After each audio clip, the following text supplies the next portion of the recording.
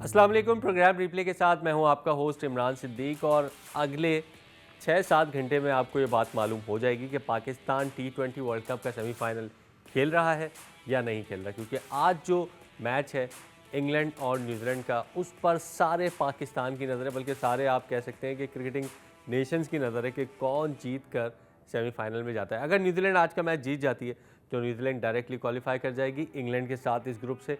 पाकिस्तान जो है वो बाहर हो जाएगा, और अगर इंग्लैंड ने न्यूजीलैंड को शिकस्त दी तो फिर पाकिस्तान के चांसेस बाकी रहेंगे और पाकिस्तान श्रीलंका को एक बड़े मार्जिन से शिकस्त देकर सेमीफाइनल के लिए क्वालिफाई कर सकता है।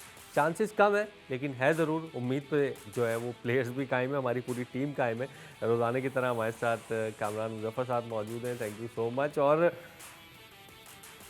पॉसिबल है अभी भी कितने % आप समझते हैं कि मैं उम्मीद रखूं, या फैंस जो हमें देख रहे हैं वो उम्मीद रखें, कितने % चांसेस हैं पाकिस्तान के रियलिटी में, मतलब एज अ फैन बन के नहीं, रियलिटी में अगर हम बात करते हैं? मेरे ख्याल में 30% चांस है, क्योंकि मुझे तो 20-15 ही लग रहा था वैसे। नहीं, वो मैं क्योंकि पहले तो मैं ये देखना पड़ेगा ना कि इंग्लैंड और न्यूजीलैंड के मैच में कौन जीतेगा। हाँ, तो हमें इंग्लैंड और न्यूजीलैंड के चांसेस के ऊपर बात करनी पड़ेगी। बाकी अगर आप ओवरऑल उठा के देखें, क्योंकि पाकिस्तान का टास्क जो है वो सिंपल नहीं है। सिर्फ ये नहीं है कि न्यूजीलैंड अगर हार जाए तो पाकिस्तान पहुंच जाएगा, फिर श्रीलंका को भी हराना लाजमी है और वो पूरी कैलकुलेशन होगी उसमें रन रेट की। तो ओवरऑल अगर आप पाकिस्तान का चांस देखें तो वो 5% से ज़्यादा नहीं है, 5-10% से ज़्यादा नहीं है। बहुत आउटसाइड है कि न्यूजीलैंड मैच भी हारे और बड़े मार्जिन से हारे और फिर उसके बाद पाकिस्तान श्रीलंका को बहुत बड़े मार्जिन से हरा दे। तो पॉसिबिलिटी तो है ये, लेकिन प्रोबेबिलिटी की अगर हम बात करेंगे तो प्रोबेबिलिटी इसकी बहुत कम है। ये टोटली 70 रन का मार्जिन है ना। अगर इंग्लैंड न्यूजीलैंड को 20 रन से हरा देता है, लेट सपोज, फिर पाकिस्तान को श्रीलंका से आई थिंक 50 रन से जीतना होगा। 70-65 रन का मार्जिन है ये रन रेट के अंदर। कम ज़्यादा हो सकता है, क्योंकि ये भी डिपेंड करता है मार्जिन के साथ जो टोटल है वो कितने टोटल के ऊपर हुआ है। अच्छा, तो उसके ऊपर भी मैटर करता है। तो कम ज़्यादा मतलब 5-10 ही होगा ना, इससे ऊपर तो नीचे हाँ, नहीं होगा। इससे 10-15 का आप ऊपर नीचे कर सकते हैं। तो ये सिचुएशन है।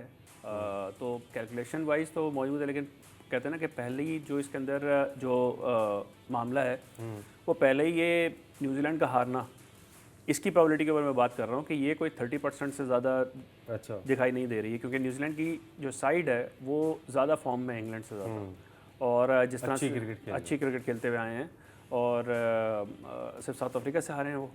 और जो उनकी सेटल्ड साइड है, प्लस उनके जो गैप, जैसे कहना चाहिए उनका बैड डे जो था पिछले मैच में आ गया, जो सेंटनर और मैकॉन्की जो उनको निकाल के ले गए हैं। ओ यार, मैंने कहा से हमारे नवाज और शदाब कभी खेल सकते हैं ऐसे?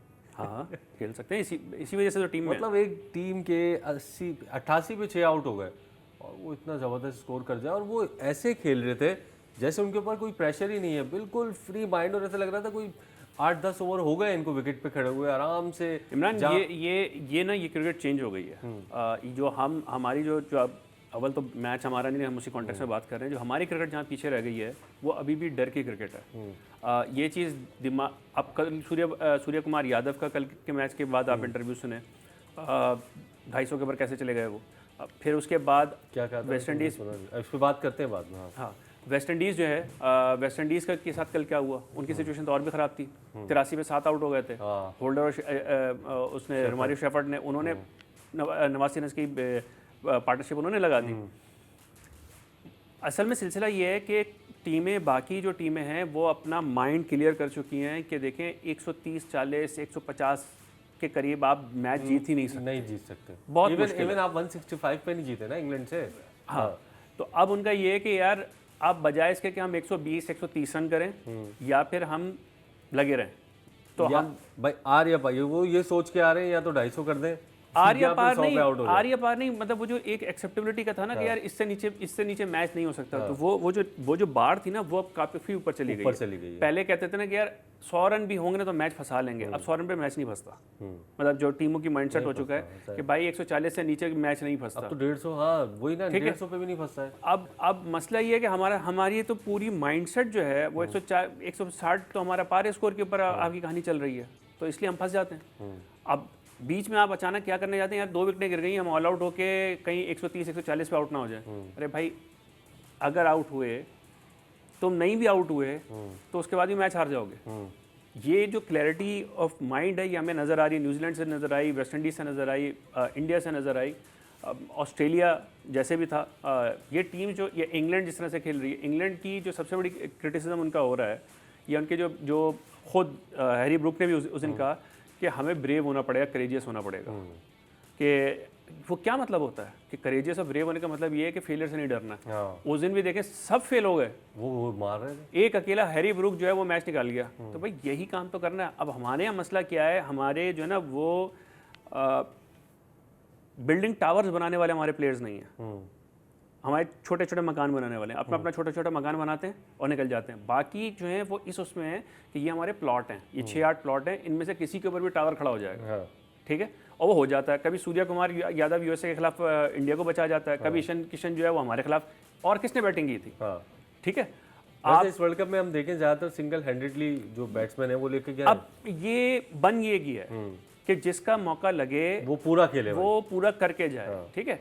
अब एक तरफ nothing to take away from Shahzada Farhan, क्योंकि पाकिस्तान का स्टैंड आउट परफॉर्मर है, एक तरफ उसने 43 बॉलों पे 63 किए, ऐसे कुछ किए। दूसरी तरफ हैरी ब्रूक जो है वो 50 बॉलों के और मैच एक तरफ कर गया, ठीक है। ये फर्क है जो मैं हाईलाइट कर रहा हूं। एक ओपनर था जिसने पावर प्ले में बैटिंग की, एक जो है हैरी ब्रूक थे जो आई थिंक नंबर 3 या 4 पे आए थे, दूसरी बॉल पे आ गए थे। अच्छा दूसरी बॉल पे आ गए थे, और वो वैसे भी जो है 5वें नंबर पे बैटिंग करते रहते, जो हमारे यहाँ भी होता है ना, ये नंबर से क्या फ़र्क पड़ता है, ये क्या होता है यार, क्या फ़र्क पड़ता है। जाके आपने मतलब ये बहस आप वहाँ पे करें जहाँ पे हमारे ओपनर जो है पूरे। अभी मैं किसी की पोस्ट भी पढ़ रहा था, इस पे आते हैं, लेकिन वो जो अगर न्यूजीलैंड की टीम पहले बैटिंग कर लेती है और इंग्लैंड जाहिर फिर चेज करेगा, फिर क्या सिनेरियो होगा, फिर मतलब सुना है कि उसके बाद तो सिनेरियो और मुश्किल हो जाएगा पाकिस्तान के लिए अगर न्यूजीलैंड की टीम पहले बैटिंग करती है। नहीं, कोई इतना वो नहीं है उसमें। उसमें फिर ओवर्स की कैलकुलेशन होती है, क्योंकि नेट रन रेट होता है ना, तो उसमें मिसाल के तौर पे अगर वो 150 रन बनाते हैं तो फिर न्यूजीलैंड वाले तो आप इस हिसाब से लगा लेंगे कि फिर इनको जैसे 15 ओवर में या 16 ओवर में चेस करेंगे तो पाकिस्तान का फ़ायदा होगा। तो जितने कम ओवर्स में इंग्लैंड चेस करेगा उतना पाकिस्तान का फ़ायदा होगा, और जितना क्लोज मैच होगा, जैसे इंग्लैंड और पाकिस्तान का मैच क्लोज हो गया था, इस वजह से इस वक्त अभी पाकिस्तान को बहरहाल एक ये फ़ायदा है कि रन रेट के ऊपर बहुत डैमेज नहीं हुआ। लेकिन जो श्रीलंका ने मरवाया है ना, तो वही गैप है ना, अगर प्रैक्टिकली आप देखें तो वो वही गैप आ रहा है, क्योंकि पाकिस्तान इस वक्त जो है वो 0 के राउंड ही है नेट रन रेट में। तो सिर्फ 5 बॉल में पहले मैच ख़त्म हुआ है, तो इस लिहाज से जो चेजिंग होगी कितने ओवर्स में होगी उस पर कैलकुलेशन डिपेंड करेगी। अच्छा, तो खैर मुझे तो ऐसा लग रहा है कि श्रीलंका की टीम जो है वो अब क्योंकि दोनों मैच हार गई है, क्वार्टर फाइनल और सेमीफाइनल की दौड़ से बाहर भी हो गई है, ऐसा नहीं वो सारा गुस्सा ही हम पे निकालते हैं। अगर इंग्लैंड की टीम न्यूजीलैंड को हरा भी देती है 50 रन से, पता लग रहा है हम हार जाए श्रीलंका से। सेगमेंट जहाँ से मैंने शुरू किया था आपने एंड वहाँ पे किया। सेगमेंट एंड नहीं हुआ वैसे भी, तो है कि श्रीलंका जो है पाकिस्तान को शिकस्त दे दो किस्सा। और एक दिन और फिर हम रहेंगे वर्ल्ड कप में अगर इंग्लैंड ने न्यूजीलैंड को हरा दिया, और फिर कल फैसला होगा कोलंबो कैंडी के मैदान पर कि कौन सी टीम जीतती है, कौन सी टीम सेमीफाइनल में जाती है। प्रोग्राम में शामिल करते हैं ब्रेक के बाद वापस आते हैं। प्रोग्राम में एक मरतबा फिर खुशामदीद, और इंग्लैंड और न्यूजीलैंड का मैच जो कि पाकिस्तान के लिए बहुत अहम तरीन मैच है उस पर बात करें। कारण भाई समझते हैं इंग्लैंड जो प्लेइंग 11 पाकिस्तान के खिलाफ उन्होंने खिलाई थी वो उसी पे जाएंगे, या फिर वो ज़ाहिर है अब तो वो सेमीफाइनल में पहुंच चुके हैं, तो अपने जो प्लेयर है बकिया वो बेंच स्ट्रेंथ ट्राई कर सकते हैं, उससे पाकिस्तान का कहीं नुकसान ना हो जाए।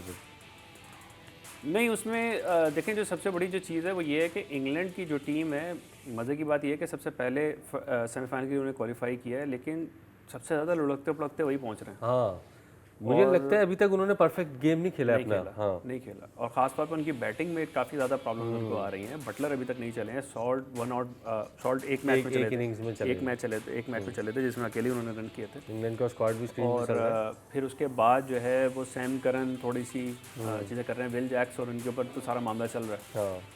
तो देखना ये पड़ेगा कि अभी टॉम बेंटन भी नहीं चल रहे हैं, अच्छे प्लेयर हैं, जॉस टॉम बेंटन भी नहीं चल रहे हैं, सैम करन, मतलब अच्छी बैटिंग है इसमें, हम ये कह सकते हैं बड़ी बैटिंग लाइनअप, लेकिन उसके बाद जो है परफॉर्म इतना नहीं कर पा रहे जितना एक्सपेक्ट किया जा रहा था इंग्लैंड से कि यार एक डेंजरस साइड है, उस तरीके से परफॉर्म नहीं कर रही। लेकिन जो इनके जहाँ तक स्पिनर्स की बात है, विल जैक्स हैं, आदिल रशीद, ये तो बड़ा ज़बरदस्त परफॉर्मेंस का मुजाहिरा कर रहे हैं। बैथल है वो उनको भी है। रेहान अहमद को मेरा नहीं ख्याल के रेहान अहमद को शायद चांस ल्यूक वुड तो आई थिंक बाहर हो गए थे शायद, जोफ्रा आर्चर है और जॉर्ज टोंग है। ल्यूक वुड तो बाहर हो गए थे आई थिंक। नहीं, ल्यूक वुड है साथ है भी है, हाँ, अच्छा नज़र भी आ रहे हैं। तो वो अभी इनकी जो है इसमें शायद ये ल्यूक वुड वही ना ज़ल्मी वाले, शावर ज़ल्मी वाले। पिछले मैच में भी नजर आए, बाहर बैठे हुए थे।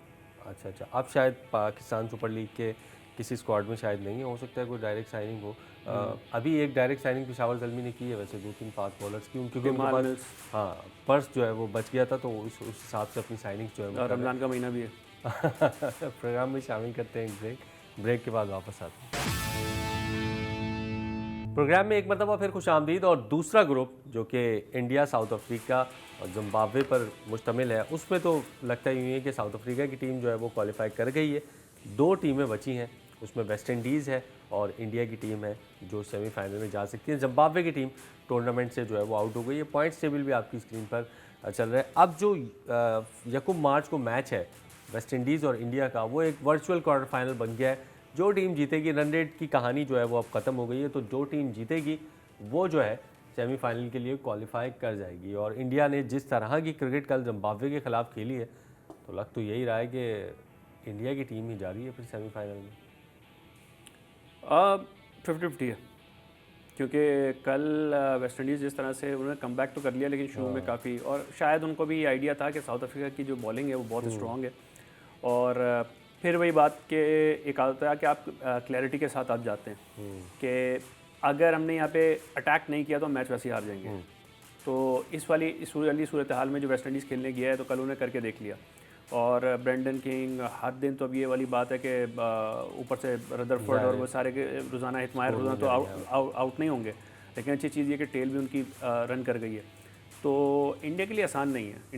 इंडिया का एक जो चीज़ अच्छी हो गई है वो ये हो गई है कि मैच कोलकाता में और इंडिया अभी तक नहीं खेला है, लेकिन उनका होम ग्राउंड है, जाहिर सी बात है कि उनको ज़्यादा बेहतर आइडिया होगा वहाँ का। वेस्ट इंडीज़ वहाँ पे पहले खेल चुका है इस वर्ल्ड कप में।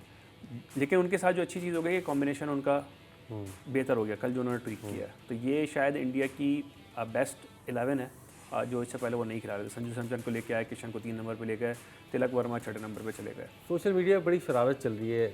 लोग कह रहे हैं कि अब जो आईसीसी करने जा रहा है वेस्ट इंडीज़ के साथ, कोलकाता में आपको एक रैंक टर्नर नज़र आएगा, एक लो स्कोरिंग मैच नज़र आएगा, और वेस्ट इंडीज़ की जो कैपेबिलिटी है, जो स्ट्रेंथ है, उसको ख़त्म कर दिया जाएगा। और देखते हैं, आसान नहीं होगा, क्योंकि हाँ आसान नहीं होगा, लेकिन मसला ये है वेस्ट इंडीज़ के ख़िलाफ़ ये चीज़ करना इतना आसान नहीं है। पहली बात तो ये है कि ये पिचेस आईसीसी बनाती है, बीसीसीआई नहीं बनाती। नहीं, एक ही बात है ना, आप समझ ही एक बात नहीं है मतलब हम कभी बार वो भी कर देते हैं। अभी आप इंडिया को कर देते हैं, लेकिन थोड़ा बहुत तो मिलता है सपोर्ट यार, ऐसे तो नहीं। इंडिया के पहले राउंड में जब हार्दिक पांड्या ने कहा भी, और वाकई ये फैक्ट है कि आपको कहाँ पे 200 रन वाली पिच नजर आई है। कल आपको थोड़ी बहुत नजर आई है, तो कल खुल के खेलें। कल आपको इंडिया की बैटिंग में कोई प्रॉब्लम नज़र नहीं आया। लेकिन यूएसए वाला मैच आप उठा के देख लें, आप उसके बाद जो दूसरा इनका मैच था नेदरलैंड्स वाला, जो मैचेस थे, ये खुल के नहीं खेल पा रहे थे, और यही प्रॉब्लम थी। तो पांड्या ने माइक पे बोल दिया था कि हम और फ्लैटर पिचेस प्रेफर करते हैं, तो इसलिए तो फंस रहे थे ये। उसके बाद इनको जो है वो उधर भी खिला दिया, कोलंबो में भी खिला दिया। क्या बात हुई, माइक पे आके कह दो हम फ्लैट पिच चाहते हैं। भाई अगर खेलना है तो कभी डिफिकल्ट पिच भी आती है ना, खेलो ना उसके आती है। मैं आपकी जो आपने बात की है, बिल्कुल इनको ऐसे मैं नहीं कह रहा हूँ, मैं कह रहा हूँ लोग कह रहे हैं कि एक रैंक टर्नर बना दिया जाएगा, आईसीसी बनाएगी, वेस्ट इंडीज की जो स्ट्रेंथ है ना उसको खत्म किया जाएगा, क्योंकि आईसीसी कभी भी नहीं चाहता। की स्ट्रेंथ ये नहीं है, वेस्ट इंडीज की स्ट्रेंथ जो है वो मसल पावर है। अगर इन्होंने स्पिन विकेट बनाने की कोशिश की, तो वो खड़े जो मारते हैं वो इनसे ज्यादा रन बना जाएंगे। नहीं तो टर्न भी तो होगा ना, स्किड होगा, टर्न नहीं होता, इतने भी कोई वो नहीं है यार। और ये अब मिथ रह गई है कि एशियन टीम सारी बाहर हो रही है एशिया में। एक अकेली जो है वो इंडिया रह गया, अफगानिस्तान बाहर, पाकिस्तान बाहर, सब बाहर हो गए। तो ये तो मिथ रह गई है ना कि हम ज़्यादा स्पिन अच्छी खेलते हैं। ये जो इंग्लैंड वगैरह जो है ये अच्छा बेहतर खेलते हैं, तो ये मेरे ख्याल में इतना ज़्यादा उदम नहीं है इसमें।